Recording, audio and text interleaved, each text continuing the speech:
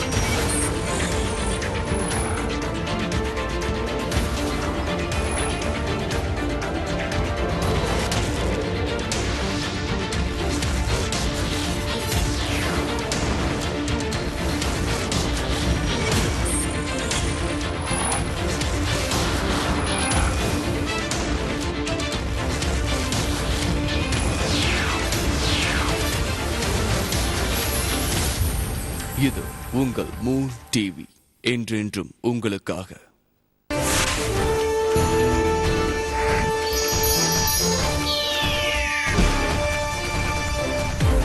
Moon செய்திகள் இணைந்து வழங்குவோர் ஹோமியோ கேர் இன்டர்நேஷனல் சர்வதேச ஹோமியோ சிகிச்சை இப்போது தமிழகத்தில் மற்றும் மக்கள் நல்வாழ்விற்கான தமிழ்நாடு சுகாதார திட்டம். 30 வயதிற்கு மேற்பட்ட பெண்களுக்கு கர்ப்பப்பை வாய் பரிசோதனை மிகவும் அவசியம். இன்றே அருகிலுள்ள அரசு ஆரம்ப சுகாதார நிலையம், அரசு மருத்துவமனை, அரசு மருத்துவக் கல்லூரி மருத்துவமனைகள், இஎஸ்ஐ, ஈட்டுறுதி மருந்தகம், மருத்துவமனைகள் மற்றும் தேர்ந்தெடுக்கப்பட்ட நகராட்சி மருத்துவமனைகளை அணுகுங்கள்.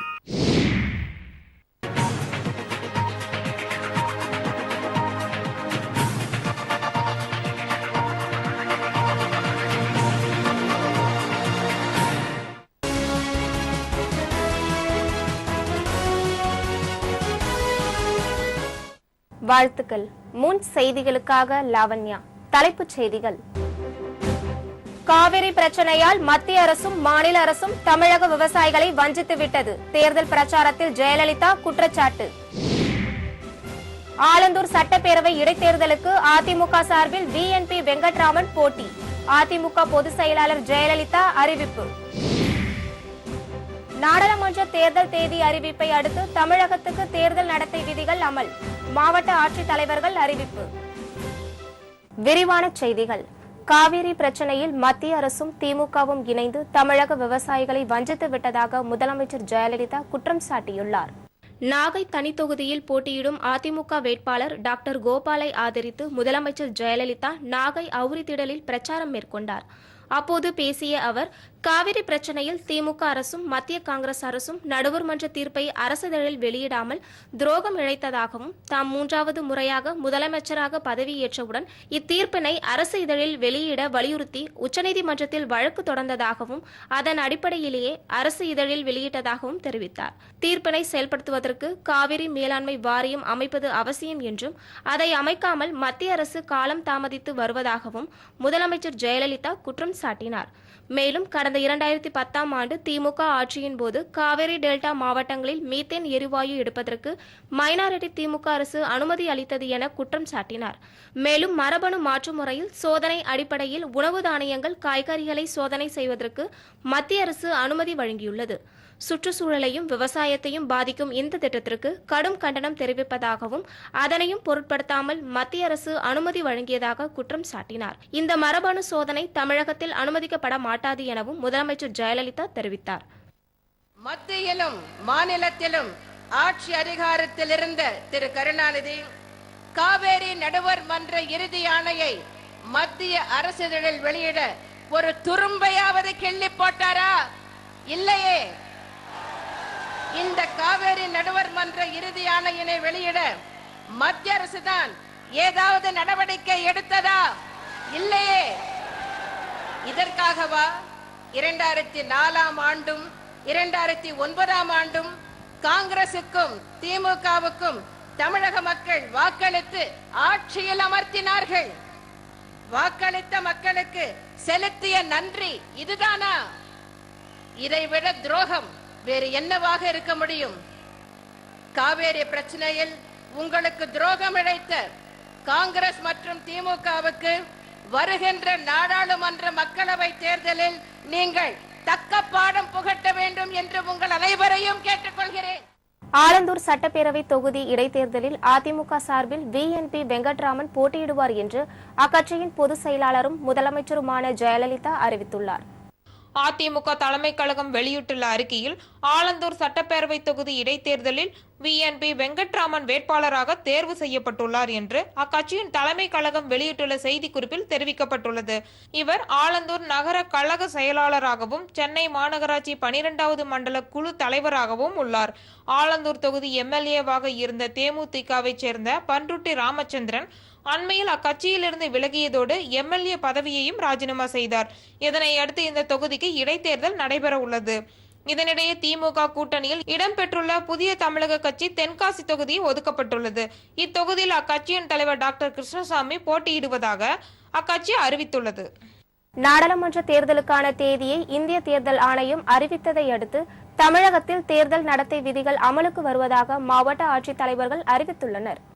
நாட்டின் 16வது நாடாளுமன்ற தேர்தலுக்கான தேதியை இந்திய தேர்தல் ஆணையம் நேற்று அறிவித்தது. தேர்தல் நடத்தை விதிமுறைகளை பின்பற்றி நடக்குமாறு அரசு அதிகாரிகளுக்கும் அரசியல் கட்சிகளுக்கும் தேர்தல் ஆணையம் வேண்டுகோள் விடுத்துள்ளது. இது தொடர்பாக செய்தியாளர்களிடம் பேசிய தஞ்சை மாவட்ட ஆட்சித்தலைவர் டாக்டர் சுப்பையன், மாவட்டத்தில் 260 வாக்குச்சாவடிகள் பதட்டம் நிறைந்தவையாக கண்டறியப்பட்டுள்ளதாகவும் தலா ஒரு சட்டமன்ற தொகுதிக்கு 3 பறக்கும் படைகள் செயல்பட உள்ளதாகவும் அவர் கூறியுள்ளார். மேலும் தேர்தலை ஒட்டி மாவட்ட காவல் கண்காணிப்பாளர் அலுவலகத்தில் 24 மணி நேரமும் இயங்கும் கட்டுப்பாட்டு அறை அமைக்கப்பட்டுள்ளதாகவும் தேர்தல் விதிமுறைகளின்படி பொது இடங்களில் விளம்பர பலகைகளோ சுவர் விளம்பரங்களோ செய்யக்கூடாது என்றும் விதிகளை மீறுபவர்கள் மீது சட்ட நடவடிக்கைகள் எடுக்கப்படும் என்றும் சுப்பையன் தெரிவித்துள்ளார். தஞ்சை பாராளுமன்ற தொகுதியில் மொத்தம் 13,11,217 மொத்த வாக்காளர்கள் உள்ளனர். இதில் 6,48,212 ஆண் வாக்காளர்களும் 6,61,949 பெண் வாக்காளர்களும் 9 இதர வாக்காளர்களும் 1047 சர்வீஸ் ஓட்டர்ஸும் அடங்குவர். மொத்தம் தஞ்சை பாராளுமன்ற தொகுதியில் 1536 வாக்குச்சாவடிகள் அமைக்கப்பட உள்ளன. இது 816 இடங்களில் அமைந்துள்ளன. இவற்றில் 260 வாக்குச்சாவடிகள் வல்னரபிள் கிரிட்டிக்கல் என்று அடையாளம் காணப்பட்டுள்ளது. இதேபோல் திண்டுக்கல் மாவட்ட ஆட்சித்தலைவர் வெங்கடாச்சலம், கோவை மாவட்ட ஆட்சித்தலைவர் அர்ச்சனா பட்நாயக், ஈரோடு மாவட்ட ஆட்சித்தலைவர் சண்முகம், நாமக்கல் மாவட்ட ஆட்சித்தலைவர் தட்சிணாமூர்த்தி நகர்ப்புறங்களில் எவ்வித விளம்பரம் செய்ய அனுமதி இல்லை. கிராமப்புறங்களை பொறுத்தவரையில் தனியார் கட்டிடங்களில் அந்த கட்டிட உரிமையாளரின் அனுமதி பெற்று விளம்பரம் செய்யலாம். ஒலிபெருக்கிகள் பயன்படுத்துவதை பொறுத்தவரையில் காலை 6 மணி முதல் இரவு 10 மணி வரை மட்டுமே உரிய அனுமதி பெற்று பயன்படுத்த வேண்டும். காலை 6 மணிக்கு முன்னரோ இரவு 10 மணிக்கு பின்னரோ ஒலிபெருக்கி பயன்படுத்த அனுமதி இல்லை. கரூர் மாவட்ட ஆட்சித்தலைவர் ஜெயந்தி, தேனி மாவட்ட ஆட்சித்தலைவர் டாக்டர் பழனிசாமி, மதுரை மாவட்ட ஆட்சித்தலைவர் சுப்பிரமணியன், திருவள்ளூர் மாவட்ட ஆட்சித்தலைவர் வீர ராகவராவ், திருவண்ணாமலை மாவட்ட ஆட்சித்தலைவர் ஞானசேகரன், வேலூர் மாவட்ட ஆட்சித்தலைவர் டாக்டர் நந்தகோபால் மற்றும் தருமபுரி மாவட்ட ஆட்சித்தலைவர் விவேகானந்தன் ஆகியோர் தேர்தல் நடத்தை விதிமுறைகள் அமுல்படுத்தியது தொடர்பாக செய்தியாளர்களிடம் தெரிவித்துள்ளனர். ராமநாதபுரத்தை சேர்ந்த 24 விசைப்படகு மற்றும் நாட்டுப்படகு மீனவர்களை இலங்கை கடற்படையினர் கைது செய்துள்ளனர். ராமநாதபுரம் மாவட்டம் தொண்டி மற்றும் நம்புதாளை பகுதிகளை சேர்ந்த ஏராளமான நாட்டுப்படகு மீனவர்கள் கடலில் மீன்பிடிக்க சென்றனர். அப்போது நடுக்கடலில் மீன்பிடித்துக் கொண்டிருந்தவர்கள் மீது தாக்குதல் நடத்திய இலங்கை கடற்படையினர் 24 விசைப்படகு மற்றும் நாட்டுப்படகு மீனவர்களை கைது செய்தனர். அத்துடன் மீனவர்கள் சென்ற 3 நாட்டுப்படகுகளையும் சிறைப்பிடித்து சென்றுள்ளனர். இதேபோன்று ராமநாதபுரம் மாவட்டம் தொண்டி நம்புதாளை பகுதியில் இருந்து கடலுக்கு சென்ற 15 மீனவர்களை இலங்கை கடற்படையினர் சிறைப்பிடித்தனர். தமிழகம் மற்றும் இலங்கை மீனவர்கள் பிரச்சினை குறித்து பேச்சுவார்த்தை நடத்த தமிழக அரசு ஒப்புதல் வழங்க உள்ள நிலையில் இலங்கை கடற்படையின் இந்த நடவடிக்கைக்கு மீனவ சங்கங்கள் கடும் எதிர்ப்பு தெரிவித்துள்ளன. மேலும் தமிழக மீனவர்களை தொடர்ந்து கைது செய்து வரும் இலங்கை கடற்படையின் செயலுக்கு கப்பல் போக்குவரத்து துறை அமைச்சர் ஜி.கே. வாசன் கண்டனம் தெரிவித்துள்ளார். தாராபுரம் அருகே நோயாளிகளுக்கு சிகிச்சை அளிக்க மறுத்ததாக கூறி பொதுமக்கள் மருத்துவமனையை முற்றுகையிட்டதால் பெரும் பரபரப்பு ஏற்பட்டது. திருப்பூர் மாவட்டம் தாராபுரத்தை அடுத்துள்ள கொளிஞ்சிவாடியை சேர்ந்தவர் மாரிமுத்து. இவர் கண் சிகிச்சைக்காக தாராபுரம் அரசு மருத்துவமனைக்கு சென்றுள்ளார். அப்போது நீண்ட நேரமாகியும் மருத்துவர்கள் அவருக்கு சிகிச்சை அளிக்கவில்லை என கூறப்படுகிறது. இது தொடர்பாக அங்குள்ள மருத்துவர் ஒருவரிடம் தெரிவித்தும் அவர் சிகிச்சை அளிக்கவில்லை என கூறி பொதுமக்கள் குற்றம் சாட்டினர். எனவே இதை கண்டித்து மருத்துவமனையை முற்றுகையிட்ட பொதுமக்கள் சிகிச்சை அளிக்க மறுத்த மருத்துவர் மீது நடவடிக்கை எடுக்க கோரி ஆர்ப்பாட்டத்தில் ஈடுபட்டனர். இதையடுத்து மருத்துவமனையின் தலைமை மருத்துவர் இது தொடர்பாக உரிய நடவடிக்கை எடுக்கப்படும் என்று உறுதியளித்ததை அடுத்து முற்றுகையிட்டவர்கள் கலைந்து சென்றனர். நான் கண் சிகிச்சைக்காக சென்ற பொழுது அந்த பணியில் இருந்த டாக்டர் வித்யா அவர்கள் நான் கண் மருத்துவர் கிடையாது, கண் மருத்துவரை போய் சென்று பாருங்கள் சீட்டை கசக்கி எறிந்து விட்டார்கள். இதை நியாயம் கேட்டதற்கு தவறுதலாகவும் அசிங்கமாகவும் தரக்குறைவாகவும் பேசி திட்டிவிட்டார்கள். எனக்கே இந்த நிலைமை என்றால் பாமர மக்களுக்கு என்ன நிலைமை என்று கேட்டதற்கு நீ யாராக இருந்தாலும் எனக்கு என்ன, நீ வெளியில் போ என்று கூறிவிட்டார்கள். முறையாக தலைமை மருத்துவரிடம் புகார் மனு கொண்டு கொடுக்கப்பட்டுள்ளது. அந்த புகார் மனுவிலே டாக்டர் வித்யா மீது துறை ரீதியான நடவடிக்கை எடுத்து பணி நீக்கம் செய்யுமாறு மனு கொடுத்துள்ளது. ஈரோடு மாவட்டம் கோபியில் உள்ள தென்னை மரங்களில் இலைப்பேன் எனப்படும் நத்தை புழு தாக்குதலில் 20,000 தென்னை மரங்கள் கருகியுள்ளதால் தென்னை விவசாயிகள் பெரும் வேதனை அடைந்துள்ளனர். தமிழகத்தில் பொள்ளாச்சிக்கு அடுத்தபடியாக ஈரோடு மாவட்டத்தில் உள்ள கோபி மற்றும் அதன் சுற்றுவட்டார பகுதிகளில் தென்னை விவசாய தொழில் ஏராளமான விவசாயிகள் ஈடுபட்டு வருகின்றனர். இந்த மாவட்டத்தில் மட்டும் சுமார் 5 லட்சம் தென்னை மரங்கள் உள்ளதாகவும் கடந்த 2 ஆண்டுகளுக்கு முன்பு போதிய அளவு பருவமழை பொய்த்ததால் தென்னை மரங்களை காண்டாமிருக வண்டுகள் தாக்கியதாகவும் இதனால் ஆயிரக்கணக்கான தென்னை மரங்கள் கருகியதாக விவசாயிகள் தெரிவித்துள்ளனர். இதனையடுத்து தென்னை விவசாயிகள் பல்வேறு தடுப்பு நடவடிக்கைகளை எடுத்ததின் விளைவாக ஓரளவு தென்னை மரங்களை காப்பாற்ற முடிந்தது எனவும் விவசாயிகள் தெரிவித்துள்ளனர். இந்நிலையில் ஈரோடு மாவட்டம் கோபியில் உள்ள போடி சின்னம்பாளையம், மூலவாய்க்கால், கரட்டடிபாளையம் மற்றும் கோபிபாளையம் உள்ளிட்ட 10க்கும் மேற்பட்ட கிராமங்களில் உள்ள தென்னை மரங்களில் நத்தை புழு எனப்படும் இலைத்தேன் புழு தாக்கியதால் சுமார் 20,000க்கும் மேற்பட்ட தென்னை மரங்கள் காய்ந்து கருகியுள்ளதால் விவசாயிகள் வேதனை அடைந்துள்ளனர். செய்தியாளர்களிடம் பேசிய அப்பகுதி தென்னை விவசாயிகள் வேளாண் துறையினர் போதுமான ஒட்டுண்ணிகளை விவசாயிகளுக்கு வழங்காததாலேயே தென்னை மரங்கள் பாதிக்கப்பட்டுள்ளதாகவும் குற்றம் சாட்டியுள்ளார். மேலும் இலைத்தேன் புழுவால் பாதிப்பிற்குள்ளான தென்னை விவசாயிகளுக்கு இழப்பீட்டுத் தொகை வழங்க வேண்டும் என்றும் இலைத்தேன் புழுவை கட்டுப்படுத்த வேளாண் துறையினர் நடவடிக்கை எடுக்க வேண்டும் என்றும் விவசாயிகள் கோரிக்கை விடுத்துள்ளனர். தென்னையில நோய் விழுந்துங்க, எல்லா இதையுமே பூரா சாப்பிட்டுருச்சுங்க, இலை பூரா சாப்பிட்டு பிஞ்சு பூரா கொட்டிருச்சுங்க. இது கவர்மெண்ட் ஏதோ பார்த்து எங்களுக்கு இந்த நிவாரணத்தை வழங்கணுங்க. இப்போ அதை தாக்கின புழு வாழையில் ஏறிங்க, வாழையும் நாசம் பண்ணிருச்சுங்க. குறைஞ்சது ஒரு 4-5 லட்சம் ரூபா எனக்கு லாஸுங்க. தண்ணியும் இல்லைங்க, ட்ரையுங்க, கரண்ட்டு தட்டுப்பாடுங்க, ஆளுக டிமாண்டுங்க. என்ன வச்சு எப்படி விவசாயம் பண்ணி நாங்கள் பிழைப்புனா தெரிய மாட்டேங்குதுங்க. ஆவடி அருகே வீட்டில் தனியாக இருந்த பெண்ணை கொலை செய்து அவர் அணிந்திருந்த தங்க நகைகளை மர்ம நபர்கள் கொள்ளையடித்து சென்ற சம்பவம் அப்பகுதியில் பெரும் பரபரப்பை ஏற்படுத்தியுள்ளது. திருவள்ளூர் மாவட்டம் ஆவடி அருகே உள்ள அம்பேத்கர் நகரைச் சேர்ந்தவர் ஜோஸ்மின். சில ஆண்டுகளுக்கு முன்பு அதே பகுதியில் தனியார் பள்ளியை இவர் நடத்தி வந்ததாகவும் பிரபல தொழில் அதிபரான பிஜேபி சந்தோஷ் குடும்பத்தினருக்கு ஜோஸ்மின் நெருங்கிய உறவினர் என்றும் கூறப்படுகிறது. இந்நிலையில் ஜோஸ்மின் வீட்டில் தனியாக இருந்ததை அறிந்த மர்ம நபர்கள் வீட்டிற்குள் நுழைந்து அவரை கடுமையாக தாக்கிவிட்டு அவர் அணிந்திருந்த தங்க நகைகளை கொள்ளையடித்து சென்றுள்ளனர். தகவல் அறிந்து சம்பவ இடத்திற்கு வந்த காவல்துறையினர் உடலை கைப்பற்றி பிரேத பரிசோதனைக்காக அரசு மருத்துவமனைக்கு அனுப்பி வைத்தனர். பின்னர் இச்சம்பவம் தொடர்பாக வழக்கு பதிவு செய்துள்ள போலீசார் கொலை காரணம் குறித்த விசாரணை நடத்தி வருகின்றனர். மத்திய அரசு கொண்டு வந்துள்ள அவசர சட்டத்தை கண்டித்து கோவையில் நடைபெற்ற சட்டநகல் எரிப்பு போராட்டத்தில் போலீசாருக்கும் போராட்டக்காரர்களுக்கும் தள்ளுமுள்ளு ஏற்பட்டதால் பரபரப்பு ஏற்பட்டது. சட்டவிரோத நடவடிக்கைகள் தடுப்புச் சட்டம் மற்றும் தேசிய விசாரணை முகமை சட்டம் அவசர சட்டமாக மத்திய அரசு நிறைவேற்றியுள்ளது. இச்சட்டங்களை நாடாளுமன்றத்தில் தாக்கல் செய்வதற்கு முன்பாக மக்களின் கவனத்திற்கு கொண்டு வராததை கண்டித்து சட்ட நகல் எரிக்கும் போராட்டம் கோவையில் நடைபெற்ற ஆர்ப்பாட்டத்தில் சட்ட நகலை எரிக்க முயன்ற UAPA மக்கள் எதிர்ப்பு இயக்கத்தைச் சேர்ந்த 27 பேரை போலீசார் தடுத்து நிறுத்தி கைது செய்துள்ளனர். மக்களை ஆட்சி செய்ய வேண்டிய ஆட்சியாளர்கள் இன்றைக்கு மக்களை அச்சுறுத்துவதற்காக இது போன்ற கொடூரமான உட்பிரிவுகள் அடங்கிய ஆழ்தூக்கி சட்டங்களை இன்றைக்கு இயற்றுவது இந்தியாவுடைய இறையாண்மைக்கு மிகப்பெரிய இழுக்கு என்பதையும் இந்த நேரத்தில் நாங்கள் பதிவு செய்து கொள்கின்றோம்.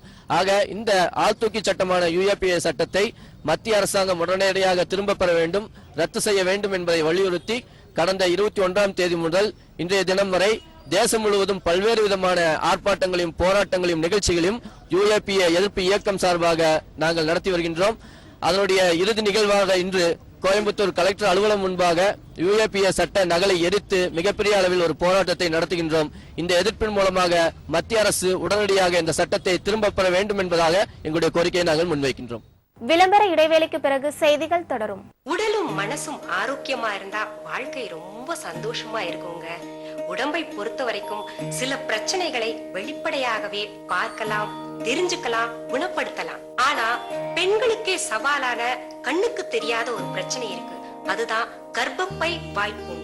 30 வயதிற்கு மேற்பட்ட எந்த ஒரு பெண்ணுக்கும் இந்த பிரச்சனை வர வாய்ப்பு இருக்கு. ஆனா ஒரு சின்ன பரிசோதனையால ஒவ்வொருத்தரும் தனக்கு இந்த பிரச்சனை இருக்கா இல்லையான்னு தெரிஞ்சுக்கலாம். இல்லைன்னா சந்தோஷம், இருந்தா ஆரம்பத்திலேயே இதை குணப்படுத்திடலாம். அதனால 30 வயதிற்கு மேற்பட்ட ஒவ்வொரு பெண்ணும் கட்டாயம் கர்ப்பப்பை வாய் பரிசோதனை செய்து கொள்வது நல்லது. 30 வயதிற்கு மேற்பட்ட பெண்களுக்கு கர்ப்பப்பை வாய் பரிசோதனை மிகவும் அவசியம். பெண் மருத்துவர்களால் சில நிமிடங்களில் செய்யப்படும் இந்த சிகிச்சை சுலபமானது, வலி இல்லாதது. இன்றே அருகிலுள்ள அரசு ஆரம்ப சுகாதார நிலையம், அரசு மருத்துவமனை, அரசு மருத்துவக் கல்லூரி மருத்துவமனைகள், ESI ஈட்டுறுதி மருந்தகம் மருத்துவமனைகள் மற்றும் தேர்ந்தெடுக்கப்பட்ட நகராட்சி மருத்துவமனைகளை அணுகுங்கள். பெண்ணே, நீ விழித்துக் கொள்ள வேண்டிய நேரம் இது.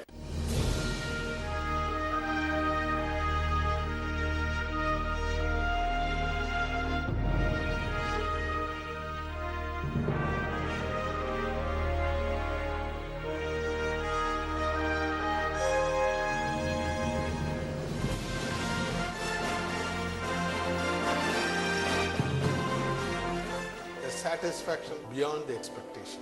Toronto, Dubai, Riyadh, Kuwait and Bangkok.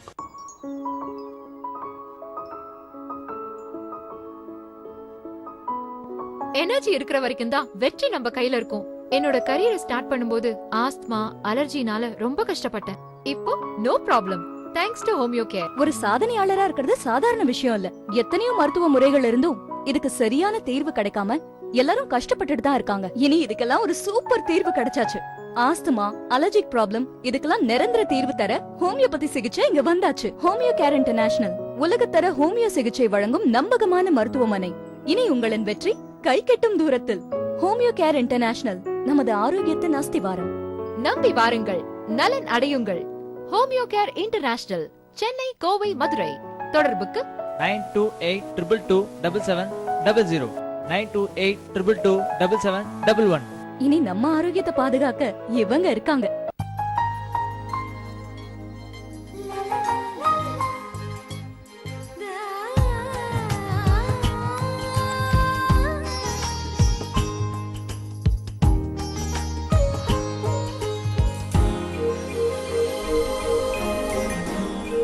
அல் ஹசீனா.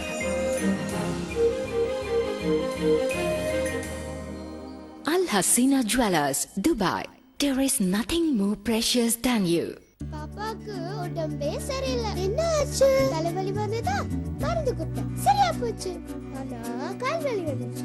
கால் வலிக்கு மருந்து கொடுத்தேனா சரியா போச்சு. ஆனா எல்லா வலியும் வந்துச்சு. ஒரு வியாதிக்கு மருந்து சாப்பிட்டு இன்னொரு வியாதி வரணுமா என்ன? நோ, இனி வராது. யுனானி மருத்துவம். யுனானி மருத்துவம் தான் நோயையும் குணப்படுத்தும், உடலையும் பலப்படுத்தும். யுனானினா ரபானி, ரப்பானினா யுனானி.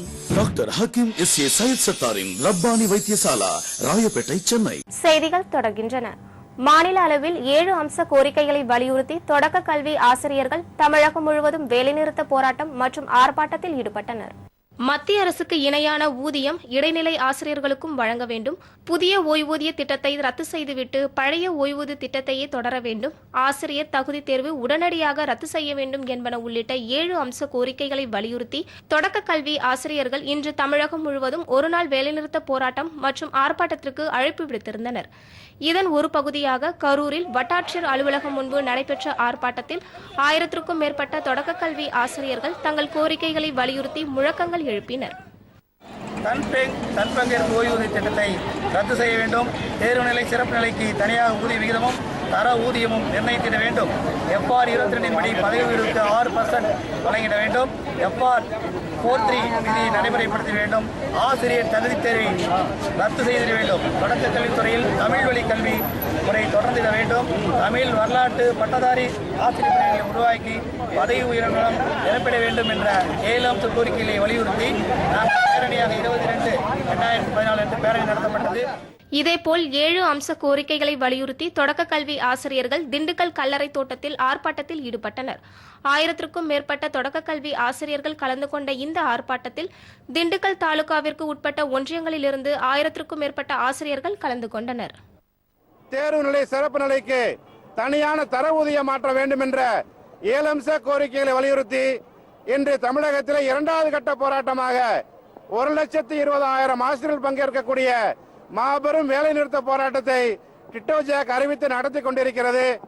இந்த போராட்டத்தின் வாயிலாக நாங்கள் தமிழக முதலமைச்சரை கேட்டுக்கொள்வதெல்லாம், நீங்கள் அளித்த வாக்குறுதிகளை தமிழகத்திலே கடந்த சட்டமன்ற தேர்தல் பிரச்சாரத்திலே அளித்த வாக்குறுதிகளை உடனடியாக நிறைவேற்ற வகையிலே வாக்குறுதியை நீங்கள் அளிக்க வேண்டும் என்று இந்த நேரத்தில் கேட்டுக்கொள்கிறோம். தேனி அருகே அரசு பள்ளியில் உள்ள விளையாட்டு மைதானத்தை ஆக்கிரமிப்பு செய்யப்பட்டதற்கு எதிர்ப்பு தெரிவித்து பள்ளி மாணவர்கள் ஆட்சியர் அலுவலகத்தை முற்றுகையிட்டதால் பெரும் பரபரப்பு ஏற்பட்டது. தேனி மாவட்டம் முருக்கோடை கிராமத்தில் அரசு மேல்நிலைப் பள்ளி இயங்கி வருகிறது.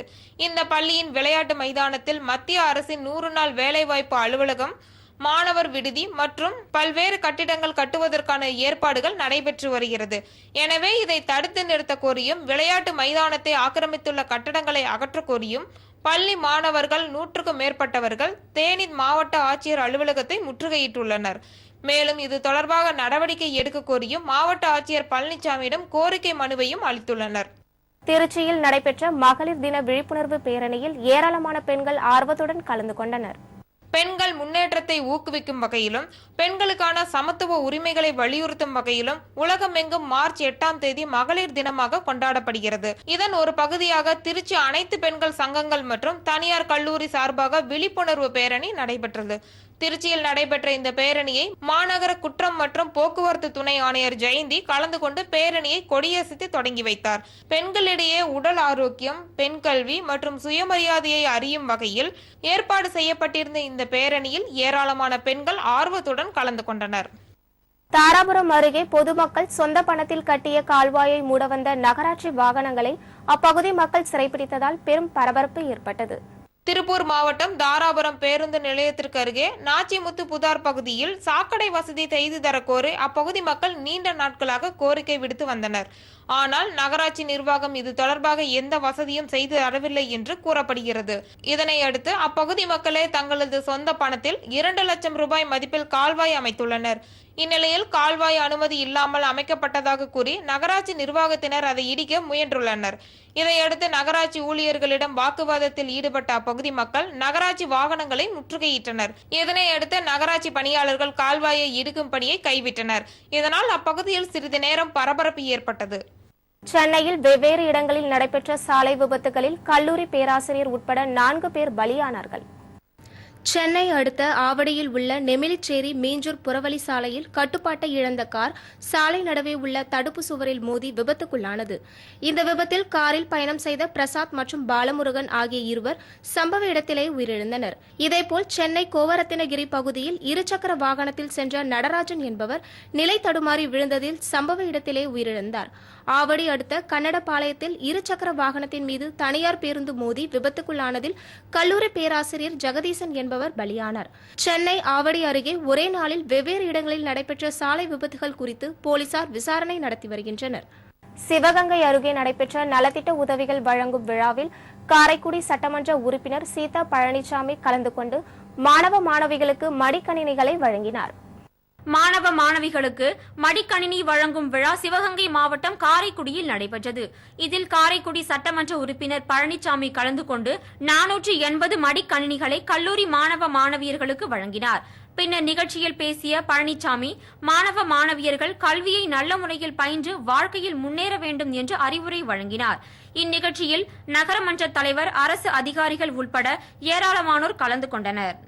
திருச்சி பொன்மலை பணிமனையில் ஊட்டி மலை ரயிலுக்காக தயாரிக்கப்பட்ட நீராவி என்ஜினை தென்னக ரயில்வே மேலாளர் கொடியசைத்து வழியனுப்பி வைத்தார். உதகை ரயில் மேட்டுப்பாளையம் முதல் ஊட்டி வரையில் உள்ள பாதைகளில் மலை மற்றும் குன்றுகளின் நடுவே சென்று வருகிறது. இந்த ரயில் பயணம் மூலம் சுற்றுலா பயணிகள் இயற்கை அழகை ரசித்து வருகின்றனர். யுனெஸ்கோவின் அங்கீகாரம் பெற்றுள்ள இந்த ரயில்கள் பல வருடங்களாக ஓடிக்கொண்டிருப்பதால் அடிக்கடி பழுது ஏற்பட்டு நடுவழியில் நின்று விடுகிறது. இதனால் சுற்றுலா பயணிகள் கடும் சிரமத்திற்குள்ளாகி வருகின்றனர். எனவே இதை தவிர்க்க முதன்முறையாக இந்தியாவின் புதிய தொழில்நுட்ப முறையில் திருச்சி பொன்மலை ரயில்வே மத்திய பணிமனையில் இருந்து 4 புதிய நீராவி என்ஜின்கள் தயாரிக்கப்பட்டது. இந்த புதிய நீராவி ரயில் என்ஜினை திருச்சி பணிமலையில் இருந்து ஊட்டிக்கு அனுப்பி வைக்கப்பட்டது. இந்த என்ஜினை ரயில்வே பொது மேலாளர் அசோக் ஜோரி கொடியசைத்து வழியனுப்பி வைத்தார். திருவண்ணாமலை அருகே இரும்புத்தாது படிமங்கள் குறித்து ஆய்வு செய்ய கற்களை எடுக்க முயன்ற இந்திய புவியியல் ஆய்வுத்துறையினரின் வாகனத்தை கிராம மக்கள் முற்றுகையிட்டதால் பெரும் பரபரப்பு ஏற்பட்டது.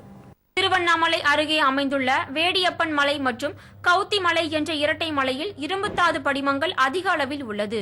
இதில் இருக்கும் இரும்புத்தாதை எடுக்க ஜிண்டால் நிறுவனம் உச்சநீதிமன்றத்தில் அனுமதி கோரியிருந்தது. அதன் அடிப்படையில் மத்திய சுற்றுச்சூழல் துறையினர் ஆய்வு மேற்கொண்டனர். இந்நிலையில் இரட்டை மலையில் சுற்றுச்சூழல் துறையினர் ஆய்வுக்காக கற்களை எடுத்தபோது பொதுமக்கள் அதிகாரிகளை முற்றுகையிட்டனர். இரும்புத்தாது எடுத்தால் தங்களின் வாழ்வாதாரம் பாதிக்கப்படும் என்று அதிகாரிகளிடம் வாக்குவாதத்தில் ஈடுபட்டனர்.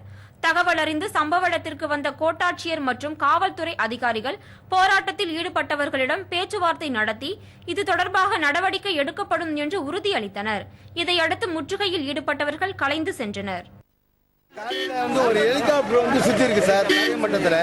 அது ஜனங்களுக்கு ஐயப்பாடை உண்டு பண்ணிருக்கு. ஒன்று. ரெண்டாவது கவர்மெண்ட் ஆஃப் இந்தியான்னு போட்ட ஒரு வண்டியில் இந்த கல்லை ஆய்வுக்காக எடுத்தாங்கன்றதுனால ஜனங்க அந்த வண்டியை பிடிச்சி வச்சிருந்தோம். அதுக்கப்புறம் தாசில்தார் அவங்க ஏதோ கண்காட்சி வைக்கிறதுக்காக எடுத்திருக்காங்க. வேணா அந்த கல்லை வாங்கி கொடுத்துட்றாங்க. அந்த கல்லை இப்போ திருப்பி கொடுத்துட்டாங்க.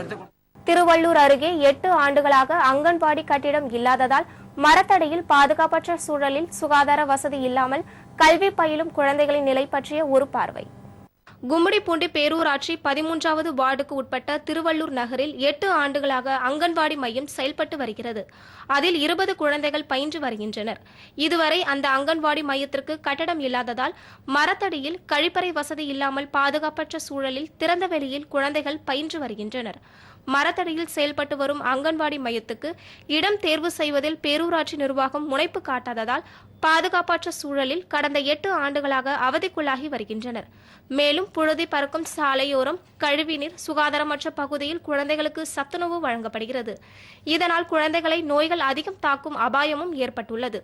பாதுகாப்பற்ற சூழலில் இயங்கும் அங்கன்வாடிக்கு என தனியாக கட்டிடம் கேட்டு அப்பகுதி மக்கள் அரசிடம் கோரிக்கை விடுத்து வருகின்றனர். 2012ஆம் ஆண்டு தொகுதி மேம்பாட்டு நிதியில் இருந்து புதிய அங்கன்வாடி கட்டிடத்திற்கு 5.50 லட்சம் ரூபாய் ஒதுக்கி பேரூராட்சி நிர்வாகத்திடம் இடம் தேர்வு செய்து தரும்படி கோரிக்கை வைத்தும் பேரூராட்சி முனைப்பு காட்டவில்லை என பொதுமக்கள் வேதனை தெரிவிக்கின்றனர். 8 வருஷமா ஒரு பால்வாடி ஒரு தனியார் கட்டத்தில் இயங்கி வந்தது.